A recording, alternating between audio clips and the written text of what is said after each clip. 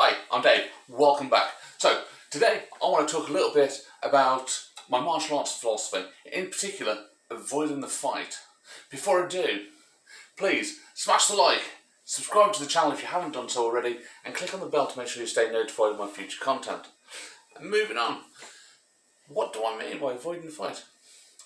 If you've watched my videos, you probably know by now that I am a retired police officer in the UK and I am now a martial arts instructor. I do, however, consider myself to be a pacifist. And you may think there's a contradiction there being a martial arts instructor and being a pacifist, but not for me. And I want to explain this a little bit to you. Now, to be more specific, when I say I teach martial arts, I train and I teach Wing Chun. Now, I've done other martial arts before.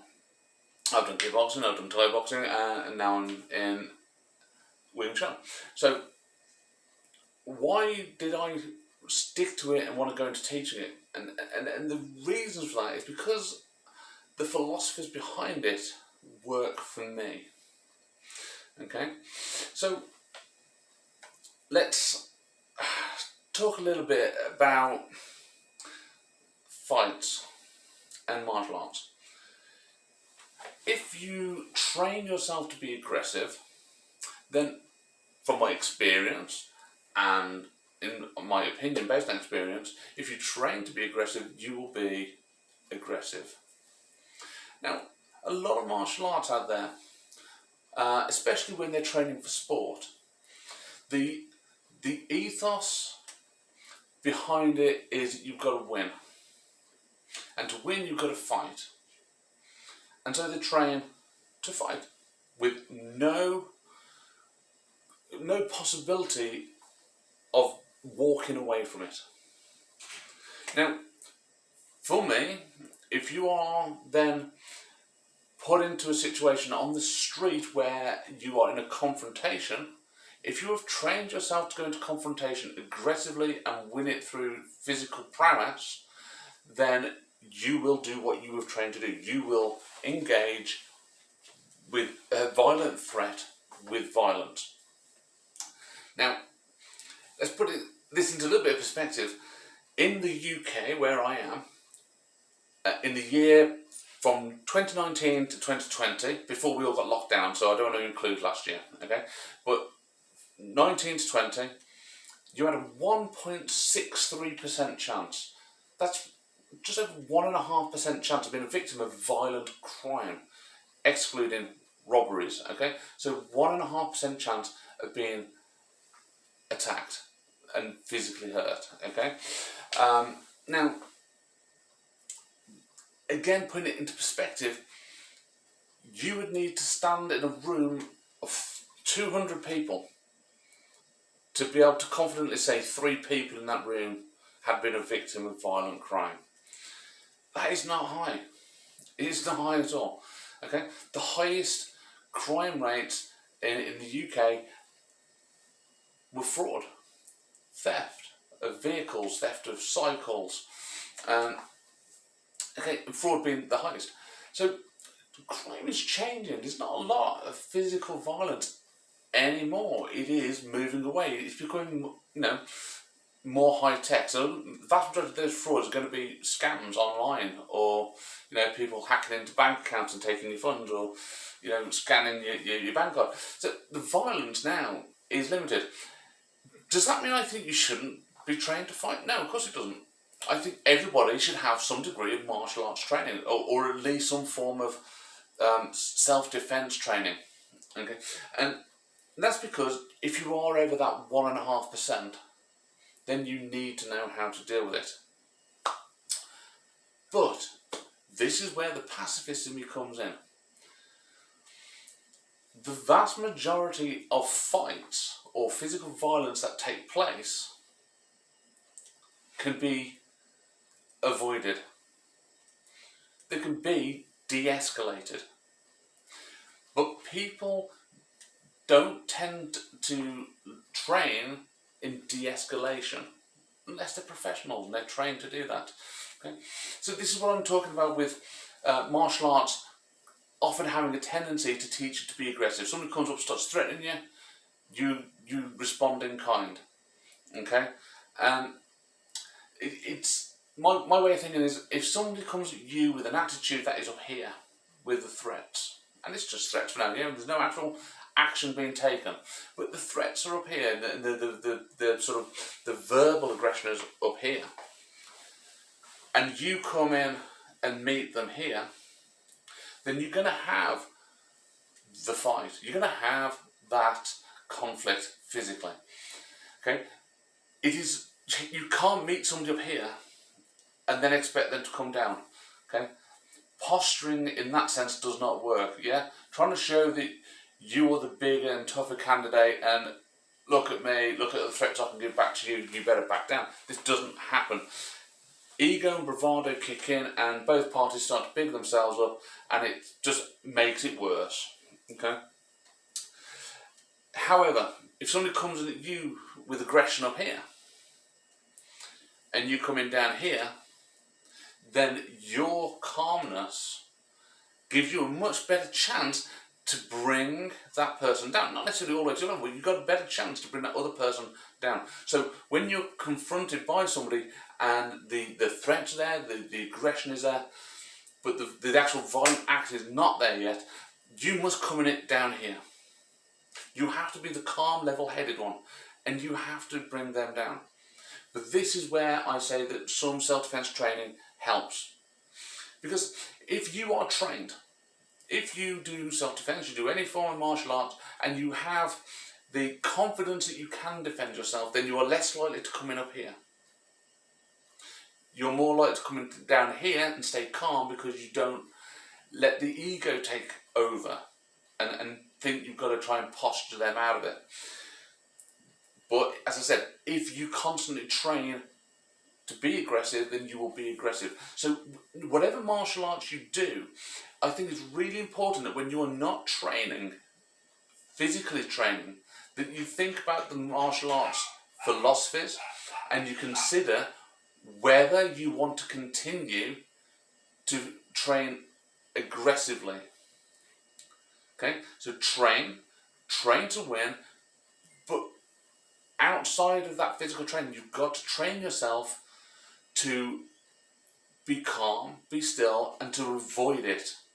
Train so that you can fight, but live so that you don't have to. If you're training for competition, this is different. Okay? But again, even pro fighters, when you're psyching yourself up for a fight, you've got to train to be aggressive to get in the ring and fight. But you've got to have that switch off so that when you're not training and fighting, that again, you know when to stop. Okay? When to go. And for me, with my students, I teach them Wing Chun. And no, I don't conflict over people starting arguing about which martial arts are good, which one's bad. Okay, martial arts are martial arts. And for me, Wing Chun suits my philosophy.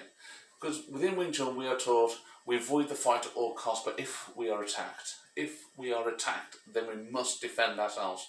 And this is what I pass on to my students. If you can learn to read a person before the actual physical conflict happens and de-escalate it, it is far better than just learning to defend yourself against the physical act. So let's look at the 1.5%. If you have a 1.5% chance of being a victim of violent crime, but you learn how to recognise somebody who's confrontational, you learn how to recognise the body signals that people give off when they are about to turn physical. And yes, I take it, granted, some people don't give physical signs, okay? When there's impairment involved, somebody might be perfectly calm and placid and throw a punch out of nowhere. This does happen, but this is not the majority. This is a rarity, okay? This, as I said, is when it's some kind of impairment, whether it's through alcohol, through drugs, or mental illness, okay? But the vast majority of people, when they start to get stressed to the point that they're going to get physical, you will see indicators. And it's so much more important that you do a little bit of research, a little bit of study into body language, and learn to read the person. Because if you can see these early signs, even half of the time, okay, if you can read these signs and you can de-escalate the situation before it becomes physical, then the 1.5% where people are victim of violent crime in the UK, half it, yeah, what's that? 0.75%. And that's only if half of those occasions, people had been able to talk their way out of it. This to me is so much more important than being pro MMA athlete fit. Okay? Because you know what? 99.9% of the population are not pro athlete fit. They are not going to be able to hold their own for several minutes, multiple rounds, with constant attack. This is not reality. This is ring fighting. Okay? In reality, on the street, your best form of defense is being able to talk your way out of things. But this again comes down to your attitude. Okay? And those who, you do a little bit of self-defense, you may have heard of Batari's box, your attitude influences their attitude, your behaviour influences their behaviour. So we've already talked, if they come up here and you come up here, that's it, you're stuck, stalemate. If they're up here and you're here, you can bring them down. But if they're up here and you're down here but you're using inflammatory words, regardless of whether your behaviour's up here, if your attitude is up here, then you still won't bring them back down. Okay? So you might be perfectly calm with all the confidence that you can handle yourself, but if you're not in your calmness and your stillness, you're still calling them names, goading them, bring it on, this sort of stuff, then you're still inflaming the situation. Yeah? If somebody is attacking you, you don't have to just bow down, counter them, and walk off and be defeated. No, not at all. But you know what? Sometimes if we have a little bit of empathy, and people do mistake empathy, what I mean by empathy, okay? Empathy is not agreeing with a person. Empathy is understanding where a person comes from, understanding what they might be thinking, what they might be feeling, and being able to be in that moment with them. So when somebody comes at you because of something, I don't know, it could be something really inane, yeah? They think you've looked at them funny. Okay, acknowledge. They've probably had a bad day. They've misinterpreted something that you've done. And if you acknowledge their feelings rather than going, mate, you're stupid and I'll sort you out for it, yeah? If you can just go, you know what, I'm sorry you interpreted this as aggressive. Wasn't intended. Meant nothing by it. Walk on. Do you know what? Saying sorry does nobody any harm. But it might bring that situation down. Avoid the fight. The best form of self-defense is knowing how to read a situation and de-escalate it. But do martial arts. Do self-defense. Do train for that off chance that you can't bring it down. Some people you will never bring down. Some people are determined for the fight, and those are the ones that you are training to look after yourself against. Okay? But in any martial art, and I put this out to gyms, dojos, self-defense trainers, everyone, okay? Make it a big part of your training to let people recognise the prerequisites, the precursor to the fight, and handle it before it becomes physical. Because if you can teach that and pass that on to your students, then you'll stop most of the fights from taking place, and they won't need to use the physical skills. They won't need to test it. Save the testing it for in the class while they're training, yeah? We don't want to test it on the street. We want to test it in the class and have that confidence. And we want to know that we can talk our way out of the vast majority of situations. Let's bring down that 1.63% violent crime rate lower. And we only do that by correcting our attitude, okay? Avoid the fight at all costs. But if you are attacked, you must defend yourself. Being a pacifist, as I said I am, being a pacifist does not mean you stand there and let somebody punch you. Somebody throws a punch at me, I will deal with it. But if I can stop them throwing a punch in the first place, then that is a win. Far better than exchanging blows. Okay? That's my word for the day. I hope you take a little bit from it. I hope you can see the logic that I'm applying here. Okay? And as always, thanks for watching to the end. Click the like if you haven't done so already, and subscribe to the channel. And I look forward to doing the next video. See you again soon.